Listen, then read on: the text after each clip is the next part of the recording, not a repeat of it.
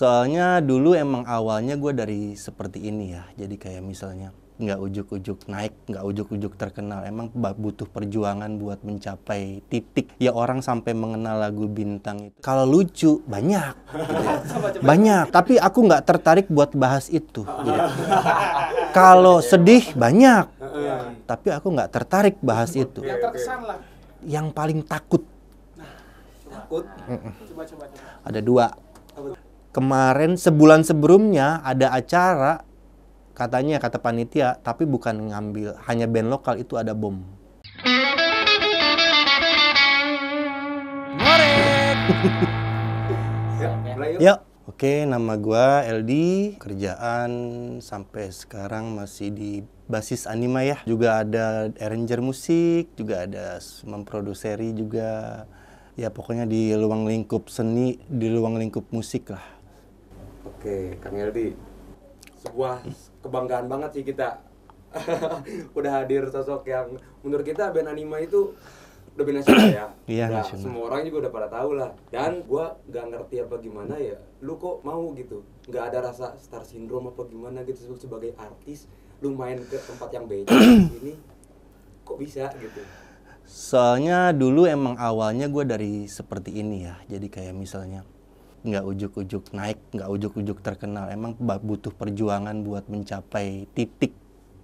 Ya orang sampai mengenal lagu Bintang itu emang nggak bisa dibilang asal jadi. Mungkin kayak sekarang ya, kayak misalnya orang sekarang terkenal gampang kayak gitu ya.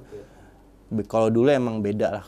Kalau sistem di label dulu tuh bisa dibilang lebih selektif ya buat mencari artis. Nah itu yang kadang bener-bener mental tuh butuh. Nah makanya kalau kita sampai dibilang, aku bisa dibilang mau gitu ya, maksudnya bisa nggak star syndrome gitu, karena dari dulunya awalnya emang seperti itu gitu. Jadi emang udah tau lah susahnya seperti apa kayak gitu. Effortnya ya. Ya. Oke sih. Bintang gitu. Ya. Nah, Bintang sendiri, background dari Bintang itu siapa pembuatnya, terus menceritakan apa, lu bisa nggak jelasin?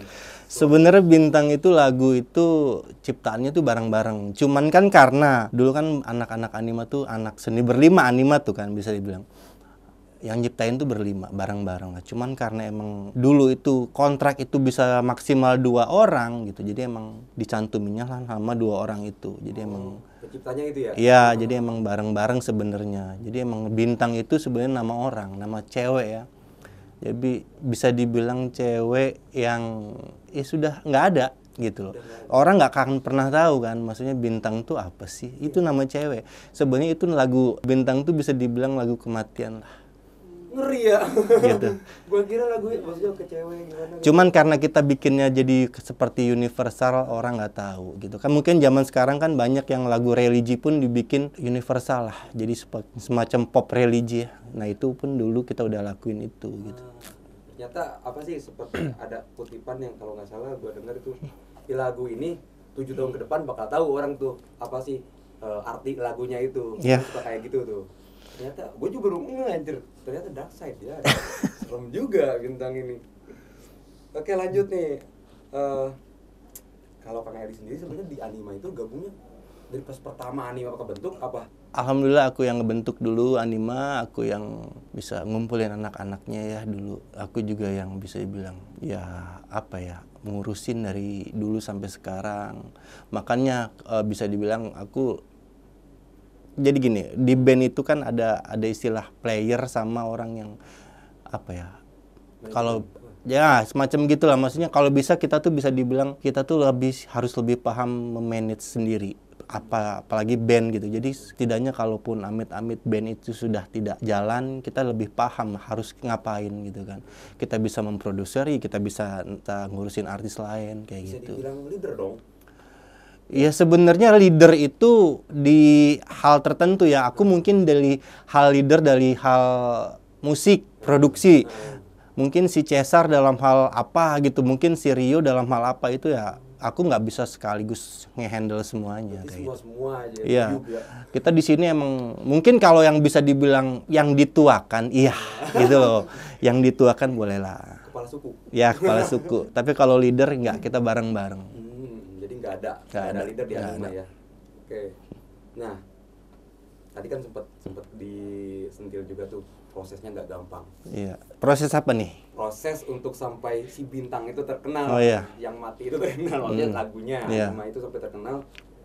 Masa-masa sulitnya gimana nih? Boleh ceritain nggak? Masa sulitnya dulu tuh kita harus bersaing dengan band-band papan atas dulu ya, karena Anima itu dulu sempet hanya di indie label gitu kan. Indie label? Iya, indie label yang bisa dibilang kita kan identik mengasumsikan indie label itu kan label kecil gitu ya, yang dananya kurang. Ya mungkin seperti itulah. Jadi bisa kita harus berhadapan sama Ungu dulu yang Demi Waktu, Oh iya ya. Samson gitu kan. Tapi dari maksudnya bisa dibilang apa ya, kekurangan dana ya, bisa dibilang itu buat anugerah juga sih buat kita. Kita juga bisa dibilang kita mencari cara lain gitu loh. Ya zaman dulu itu kan bisa dibilang tahun 2010 tuh orang Indonesia bagian timur itu masih menonton TVRI gitu kan. Kita promonya TVRI. Ternyata kita besar di sana gitu kan. Bahkan kita launching pun di Kupang dulu. Bahkan bisa dibilang orang-orang Jawa, Sumatera itu belum tahu Anima tapi mereka tahu. Makanya media itu dulu sempat bilang ini band dari timur. Padahal bukan, ini dari Bandung aslinya kan. Emang terkenalnya dulu di sana. Kita emang manggung di sana. Ya kalau di sana kan bisa dibilang mereka masih apa ya, polos gitu. Jadi musik-musik yang mereka suka ya udah mereka itu yang suka gitu. Maksudnya belum teracuni sama musik-musik barat kalau kayak gitu. Di sana emang lebih lebih jujur orang-orang sana. Responnya bagus di timur. Responnya bagus.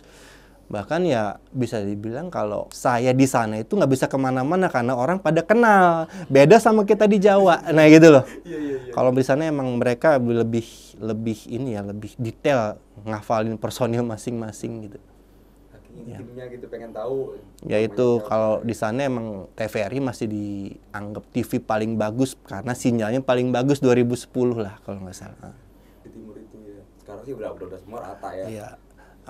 Terus tahun berapa tuh puncak kesuksesan yang lu rasa di Anima? Puncaknya itu ya 2010 ke atas ya, karena emang itu perpindahan Anima dari indie label ke Sony Music. Nah, jadi emang dari indie label itu pihak Sony itu ngelirik ini band apa nih kok kedengeran di mana-mana gitu kan, di timur orang pasang RBT-nya gitu. Itu kan laporannya pasti ada ya. Langsunglah kita dihubungin, siapa yang nggak mau dari band Label indie label gitu ditawarin major label. Dulu masih Sony BMG ya. Belum. Dulu tuh emang masih merger ya mereka tuh. Jadi emang ya bahkan ada kontrak beratus-ratus halaman itu yang kita nggak baca. Yang itu ya sempat ya saking senengnya gitu. Itu aja. Dia itu ngaruh. Dan sangat ngaruh. Sangat mulai ngaruh. dari situ kan lu bilang kan tadi manajemennya kan dari bareng-bareng gitu. Iya. Dari sana mulai dong ada manajernya. Iya, kita lebih diurus. Bahkan lagu Bintang mungkin bisa dibilang satu-satunya lagu yang rilis 2 kali. Video klipnya 2 gitu. Jadi emang pihak label, pihak Sony Music pun kita bikin master ulang gitu kan. Kita rilis ulang. Jadi lagu yang udah pernah ada di radio dulu dikirim lagi sama label ya, diputer lagi. Makanya lagu Bintang itu bisa kita dengerin sampai sekarang kan gitu, karena emang promonya 2 kali, rilisnya 2 kali. Dan beda itu aransemennya? Ada yang beda? Sama. Kirain ada versi beda Sama. ya, tetap ya. Cuman masteringnya aja ya. Masteringnya sedikit beda. Nah, puncak kesuksesan kan pas mulai dari major label ya. Ya. Nah, mulai redupnya itu gara-gara apa sih? Kok nggak sampai jalan lagi sampai sekarang? Mulai redupnya ketika kita mengalami beda visi misi, sudah star syndrome gitu ya. Jadi kadang ketika sudah di atas, segala hal yang kecil udah dianggap nggak perlu gitu kan. Ya apa ya, di band itu kan lagu itu yang faktor utama tuh harus punya lagu. Nah itu kadang nggak terlalu kita pikirin dulu kan. Orang udah males-males, sudah ya gitulah. Sebenarnya ini aib ya, cuman ya sudahlah, nggak usah lah. Ya nggak apa-apa, internal ya itu ya. Ya Gitu internal. Berarti lu udah ada gambaran dong. Kalau misalkan gue minta lu ngasih saran buat band-band yang mau lawan sekarang nih, ada nggak tips-tips yang biar awet muda gitu? Jadi gini, mungkin karena udah saking lama ngeband gitu ya, gue bisa tahu nih, ini orang bakal seperti apa. Kalau nggak dididik bakal seperti apa, ini udah kebaca. ini orang kalau egonya seperti ini, lo mau gimana gitu loh. Di dunia industri itu nggak bisa begitu. Jadi kita itu harus mikirin pasar. Kita bekerja sama dengan label yang mikirnya bisnis gitu loh. Kita nggak bisa idealis di musik. Nah itu yang sudah terjadi dulu kita. Untung nggak sempat terjadi, sempat ya karena emang pihak label pun menengahi itu gitu loh. Jadi kalau bisa sih label pun harus berkecimpung dalam hal apa ya. Mungkin mereka nggak terlalu bisa intervensi, tapi mereka yang tahu pasar gitu kan. Mereka harus jual kemana, mereka harus rilis bulan apa gitu. Mereka mereka lebih tahu jualan. Kalau kita dilepasin begitu aja, kita pasti mikirnya lebih ke, gue pengen lagunya begini, gue pengen lagunya gini, gue pengen lagunya yang kayak inilah, wah udah nggak akan bener gitu. Yang banyak ego sih ya. Ego. Idealis juga kadang kan. Nah terus untuk masa transisi nih, gue minta tanggapan dari lu sebagai pelaku di bidang musik ya. Transisi sekarang kan apa yang dibilang tadi dulu sama sekarang kan beda. Ya. Nah sekarang era digital nih, menurut lu kayak gimana? Sekarang itu era digital itu era yang makin banyak musisi baru. Orang bisa berkarya sendiri ya, melalui home recording pun bisa gitu ya. Banyak persaingan lebih berwarna, bahkan Indonesia bisa menjadi tuan rumah sendiri musiknya. Tapi yang jadi masalah itu kualitas gitu ya. Kualitas tuh yang nggak terlalu kita pikirin. Jadi kan kalau dulu kualitas permainan tuh benar-benar diselektif ya, sama label, sama festival-festival yang juara bandnya diambil buat rekaman gitu kan. Kalau sekarang kan enggak ya, banyak yang rekaman tiba-tiba, yaitu kadang kualitas hasil pengisian aransemen, mixing masteringnya yang kadang nggak dipikirin, yaitu paling itu aja.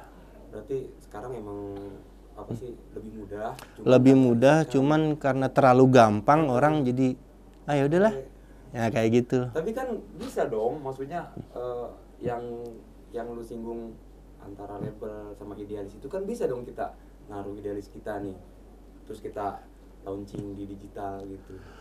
Sekarang orang bisa rilis sendiri kok, gitu, nggak perlu sama label. Kita bisa rilis sendiri gitu, asal kita paham, asal kita bener-bener tahu jalurnya. Kadang kan sekarang kan orang rilis, ya syukur-syukur lagunya meledak, tapi lagunya tidak legalnya nggak jelas, orang diklaim sama orang. Nah itu yang kan kadang bahaya gitu. Itu yang banyak ini ya, diedukasikan gitu loh ke orang, teman-teman gitu kan.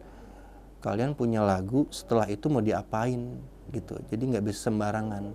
Sekarang tuh udah era digital yang orang gampang mengklaim gitu, susah sekarang emang. Tinggal download, pindahin, itu mudah banget gitu. Mudah banget. Ketika lagunya naik, ini kok ada yang ngeklaim, kita kan bisa apa? Nggak bisa apa-apa. Itu yang banyak orang nggak tahu. Itu orang nggak tahu. Tapi perasaan gue pernah cari juga, kan ada website yang ngurus hak cipta. Menurut lu gimana tuh? Iya, kita harus tahu juga ya, maksudnya website yang mengurus itu, kita lihat artisnya berapa sih gitu. Kadang juga banyak yang abal-abal lah, aku bisa bilang gitu ya. Baru punya sekian artis sudah bisa mengurus gitu, padahal nanti ujung-ujungnya pelaporannya nggak jelas gitu kan. Sebenarnya kalau yang aku tahu sih sampai sekarang itu masih, aku pun sekarang masih bergabung di WAMI ya, Wahana Musik Indonesia. Laporan tuh ada gitu, biarpun ya kadang kecil, kadang gede, itu tergantung lagu kita naik apa enggak gitu kan. Kadang ya emang diurusin dengan benar gitu, WAMI ya namanya. WAMI itu. Dan lu juga kan nanti kita juga bakal tanggal 19 kalau nggak salah ya. Nanti di WKK bakal ada edukasi apaan sih? Ya itu edukasi yang tadi aku bilang tadi, yang ketika kita sudah produksi musik, kita harus apa setelah ini gitu loh. Mungkin kalian bisa lah, lagu kalian bisa masukin sendiri ke Joox, ke Spotify dan lain-lain, cuman kalian bisa nggak ngurusnya. Nah itu yang kita bakal edukasiin. Itu kan ada uangnya, ketika orang streaming itu kan masuk gitu sebenarnya. Kalau lagu kalian legalnya, ini lagu kalian nih berada di mana sih, label mana? Kalau nggak ada, ya lagu itu udah hangus gitu. Tapi kalau kalian punya label, lagu itu akan masuk ke label dan akan dapat laporannya per 6 bulan sekali. Gitu. Oh, ada laporan per 6 bulan kali? Per 6. Sebenarnya kalau laporan bisa per 3 bulan, cuman pembagiannya biasanya per 6 bulan sekali. Itu dikumpul. Itu dari label. Kalau dari Wami beda lagi. beda lagi? Iya. Kalau dari Wami itu hanya buat penciptanya aja, pencipta lagu. Sebenarnya aku nggak enak ya bilang pencipta lagu ya. Kadang ya pencipta, aku penulis lagu lah. Ya? Penulis lagu. Ini Bang, gua pengen nanya. Musisi yang menginspirasi atau yang men-trigger diri lu bisa mencemplung ke dunia seni ini. Siapa, Bang? Indonesia apa gimana nih? Mau Indonesia Barat, silakan. Indonesia Indonesia siapa, Barat siapa deh gitu. pasti kalian kaget sih. Siapa? Gue ngefan banget sama Doel Sumbang. Serius? Ya. Ada istri siapa coba. Jadi karena gimana? Jadi sejak kecil itu telinga gue udah dijejelin lagu itu, Doel Sumbang sama Papa ya. Pop Sunda. Jadi sebenarnya bukan soal gue pengen kayak Doel Sumbang, bukan. Iya. Jadi jiwa musik gue muncul di situ. Lagu-lagu Doel Sumbang tuh bikin sampai sekarang pun ketika aku manggung, aku kan bisa dibilang Anima tuh udah bisa dibilang seluruh Indonesia ya. Yes. Kadang kita tuh kangen gitu, kangen pulang. Itu zaman dulu ya. Zaman belum pandemi. Kangen pulang. Hanya lagu itu yang bisa ngebikin aku tuh deket sama kota sendiri tuh. Doel Sumbang. Sampai sekarang. Jadi itu sih sebenarnya itu yang tadi ya, Doel Sumbang, lagu Doel Sumbang tuh yang bikin aku tuh jiwa musik aku tuh ada kayak gitu. Karena udah dari kecil dijejelin itu terus lagu. Itu balik ya dengan yang sekarang lakuin ya. Baratnya siapa kalau punya barat? Kalau barat kan udah baru ngerti sekarang-sekarang ya. Oke. Baru ngerti ketika udah baru belajar musik, aku suka sama yang menginspirasi musikku tuh Kitaro. Oh, Kitaro. Jepang ya? Kita Jepang. Sama ya dia. Kuramoto. Kitaro. Kaget ya. Yang satu bener-bener apa ya, bukan etnik sih sebutnya, pop Sunda banget gitu kan. Baladaan. Yang satu lagi Jepang gitu, jarang banget gitu. Agak-agak Ya karena Kitaro mainnya pakai rasa ya. Nah, kadang itu feel-nya di situ. feel-nya yang kadang di Anima tuh bener-bener feel yang dibutuhin. Bukan main jago kok. Sekarang tuh nggak butuh lah kita main jago. Jadi ada perbedaan ketika kita bikin lagu bagus sama lagu enak. Nah gitu. Lagu bagus itu kalian main musikalitasnya sebagus-bagusnya lah. Tapi kalau lagu enak, kali denger orang tahu itu pakai rasa gitu loh. Itu yang kadang susah-susah gampangnya bikin lagu enak. Kalau bikin lagu bagus, orang bisa referensi bisa dari mana aja. Tapi lagu enak belum tentu orang nyanyiin gitu. Itu susah-susah gampang. susah banget ini. Ya apa ya? Saya sih betulnya pengen kembali lagi. Lu kan udah kemana-mana di manggung. Mungkin ya udah ada timur apa segala macam. Tolong dong satu ceritain pengalaman panggung yang paling satu mau berkesan kayak mau unik kayak mau lucu. Di mana tempatnya, kejadiannya apa, waktu kapan? Kalau lucu banyak, Coba. banyak. Tapi aku nggak tertarik buat bahas itu. Gitu. Kalau sedih banyak, tapi aku nggak tertarik bahas itu. Yang terkesan lah. Yang paling takut Takut. Coba. ada dua, Oke, boleh coba. di Aceh sama di Atambua. Oke. Di Aceh dulu ya. Hah? Di Aceh itu Anima itu pertama kali manggung setelah perjanjian GAM. 2004 tuh ya. Aku lupa gitu ya. 2004 ya. Itu baru dipanggil ada acara band lagi setelah perjanjian GAM itu Anima. Kemarin sebulan sebelumnya ada acara katanya kata panitia tapi bukan ngambil hanya band lokal itu ada bom. Gila, gokil. Salahnya panitia ngasih taunya sebelum manggung. Harusnya sesudah manggung. Iya. Itu main kacau. Oh iya Pak. Kan kadang yang ada yang lucu juga kita kan nggak tahu ya. Kita kan nggak pernah tahu. Kita kan yang kita tahu di Indonesia itu ya di Jawa ya manggung itu penonton campur aduk gitu ya. Kalau di Aceh enggak. Pertama pas aku cek sound ini apa nih ada pembatas di tengah gitu kan. Iya. Oh iya. Aku nggak nanya ke panitia gitu kan. Pas manggung ya gitu, cewek sih di sini, cowok di sini. Gitu. Oh, maksudnya aku baru ingat gitu. Jadi emang di sana emang benar-benar kuat ya, nggak boleh berbaur. Taraweh gitu. Ya gitu. Nah, terus di Atambua. Di Atambua itu perbatasan Indonesia sama Timur Leste. Jadi sebenarnya nggak ada konflik di situ ketika kita manggung. Cuma ketika kita datang itu penonton udah membludak gitu. tapi sound system tidak memadai buat penonton segitu banyaknya ya. Itu satu. Terus kedua, yang namanya main di daerah ya, kita kan nggak pernah tahu dapat sound yang seperti apa. Kita juga nggak bisa rewel gitu kan. Terus yang kedua itu, ketika kita sebelum manggung nunggu di ruang tunggu, datanglah kepala suku. Kita itu manggung setengah jam lagi gitu ya. Kita manggung setengah jam lagi. Tapi kepala sukunya, woi mani mah gitu ya, bahasa gitulah ya gitu kan. Kita nggak ngerti lah ngomong apa gitu kan. Bahasa daerah lah. Terus panitianya bilang itu kepala sukunya gini. Pengawalnya banyak, bawa panah semua. Serius? Iya, karena emang kita agak pernah tahu kalau ada konflik ya mereka panah-panahan di sana. Iya gitu. Jadi kita manggung setengah jam lagi, kita ditanya, padahal baik gitu orangnya. Jam berapa main? Iya nunggu setengah jam lagi. Enggak, sekarang ini manggung. Cepat, suruh turun. Enggak enak kita sama band pendamping gitu ya maksudnya. Turun dong mereka gitu kan. Mereka juga tahu itu yang nyuruh kepala suku kan. Itu seumur-umur kita bawain lagu Bintang 3 kali. Karena ketika kita udah ending lagi. Kita mau gimana gitu, di belakang panah-panah semua gitu kan. Setelah Bintang selesai, sekali lagi tapi kepala sukunya yang nyanyi.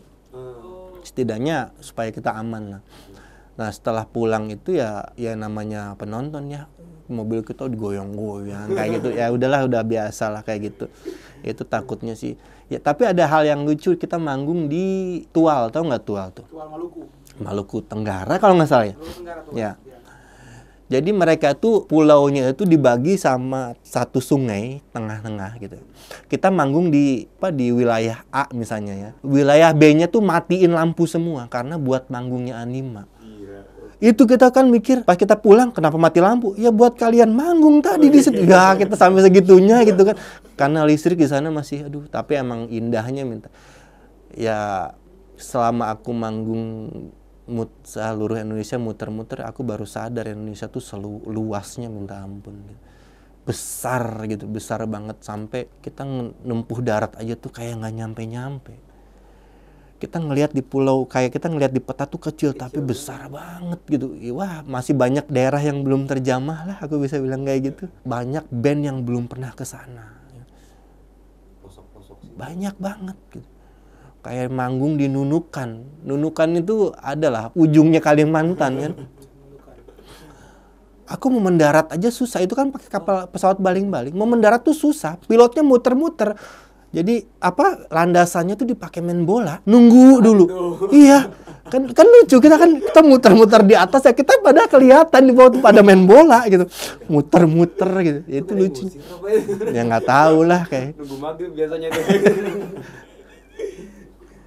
Oke, paling baik lagi. Menurut lu yang sekarang berkecimpung di produksian musik ya, maksudnya produksi musik sekarang tuh yang ramai itu jenis musiknya kayak gimana sih? Kalau musik tuh misteri ya, kita nggak pernah tahu gitu. Kadang lagu yang nyanyinya biasa bahkan meledak. Jadi kita lebih apapun karya kita bikin aja dulu. Kita nggak akan pernah tahu seperti apa ini hasilnya. Aku pun nggak tahu ya. Jadi kalau aku jadi kayak ngajarin gitu, jadi aku nggak mau gitu. Aku sendiri nggak tahu musik seperti apa, karena bisa dibilang pop masih naik, bahkan dangdut naik, apapun gitu. Cuman kita harus tahu pasar gitu. Ketika kita mau bikin sebuah band, kita harus punya visi misi. Ini band ini harus kita arahin ke pasar apa ini. Kalau pasar A ya kalian bikin yang jazz. Kalian jangan berharap jazz bisa dijual di daerah, nggak masuk. Ketika kalian bikin band dengan ngambil pasar CD, ya bikin Melayu, bikin pop yang mendayu-dayu, jualnya di daerah, jangan di kota. Ya kayak gitu loh. Melayu di kota masih kurang, nah itu loh. Lebih ke situ. Itu harus tahu, harus ada triknya. Lebih ke situ aja. Aku nggak bisa nggak bisa ngejelasin mana lagu yang lebih zaman sekarang nggak. Bahkan lagu barat pun banyak kok yang masuk, tapi di daerah belum tentu gitu loh. Berarti konsumsinya sendiri ya? Iya, jadi jangan takutlah buat berkarya, bikin aja lagu sebanyak-banyaknya, salurkan dengan benar ke arah ke jalur yang benar aja. Kita nggak tahu ini lagu bakal naik. Siapa yang nyangka lagu Bintang juga bakal naik? Kita nggak pernah nyangka itu kok. Jadi kesempatan sekecil apapun ambil aja dulu gitu. Nah, terus Anima gimana nih kabarnya? Anima alhamdulillah baik, cuman kan karena kondisinya kita nggak bisa manggung sampai sekarang. Semua band sih, Hampir semua. Sebenarnya kemarin ada berapa banyak ya, cuman cancel lagi, nggak dapet izin, cancel lagi izinnya itu. Kita mau dipanggil ke Sulawesi, cancel izinnya nggak bisa. Mungkin kalau band-band lokal kayak kafe-kafe gitu mungkin bisa ya. Cuman kalau ketika kita ada event besar kayaknya nggak dapet ya buat sekarang belum. Buat Anima kan apa sih masyarakat bakal nih kayaknya nggak mungkin. Ya sekarang ya lebih fokus di industri produksi ya, maksudnya diproduksi, dibikin musik, yang ngaransemen, menciptakan talent baru, lebih fokus ke situ aja dulu. Terus personel yang lain kabarnya gimana tuh? Alhamdulillah baik, mereka ya dibaik-baikin ya. Maksudnya kondisi sekarang juga semua orang susah ya. Mereka tapi nggak jauh-jauh dari musik juga, mereka masih main kafe. Ya gitu deh. Komunikasi lancar. Kita berharap sih segera berakhir ya supaya manggung lagi. Amin. Aku yakin sih ketika udah dibuka lagi pasti manggung di mana-mana gitu ya. Orang juga udah haus hiburan ya sekarang. Jelas. Nggak cuma digital doang, nggak cukup kayaknya. Iya, nggak cukup. Beda lah rasanya manggung itu. Kita hanya butuh manggung gitu. Dan lu kangen juga kan Iya. main-main kayak gitu. Mudah-mudahan aja. Soalnya kerasa uangnya gitu. Kalau manggung iya. Kita realistis aja. Iya. Jadi kesibukan lu sekarang masih di publisher gitu? Iya, aku kesibukannya sekarang tuh aku bahkan kemarin baru pulang dari Sulawesi sendiri aja karena emang banyak pihak yang pengen minta bantuan gimana sih cara membuat label. Aku sama temanku udah sampai di Sulawesi itu udah bikin 3 label sampai sekarang ya. Setelah mereka paham ya aku tinggalin gitu ya. Mereka suruh jalan sendiri. Aku sempat 2 tahun di sana. Ya pas pandemi gitu ya, pas pandemi aku langsung karena udah tahu nggak akan ada panggung ya aku kesana bikin label, aku ngelakuin edukasi orang-orang sana juga gitu. Nah sekarang aku terdampar di Kedung Waringin. Sekarang ini? Ya bikin label juga karena aku sama drummerku ya, sama drummer Anima ya itu juga yang sempat dia keluhkan, lu ngapain sih ngurusin orang, bikin label sendiri aja yuk gitu kan. Ya udah ayo gitu. Kita bikin label sendiri sekarang di Kedung Waringin. Ya mudah-mudahan Karawang bisa ini ya, bisa main ya. Kita bisa ngobrol-ngobrol gitu. Semoga aja apa yang lu kerjain sekarang apapun itu dengan masalah kayak gini. Iya, nanti juga di Dengklok juga bikin label.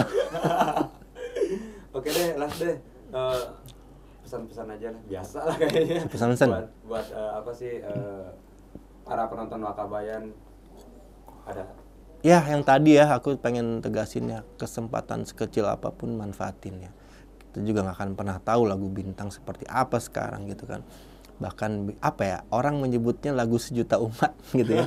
Orang tahu, orang zaman sekarang udah mulai banyak yang cover naik lagi gitu kan, kita nggak pernah tahu. Ya kesempatan apapun ya kita nggak pernah tahu kita bakal ketemu siapa besok gitu. Barangkali yang ketemunya produser gitu kan, lagu lu bakal naik, ya itu aja sih lebih gitu. Tetap berkarya aja terus bikin lagu sebanyak-banyaknya. Dari 10 lagu itu nggak mungkin pasti ada 1 lagu yang enak, pasti ada gitu. Optimis aja dulu.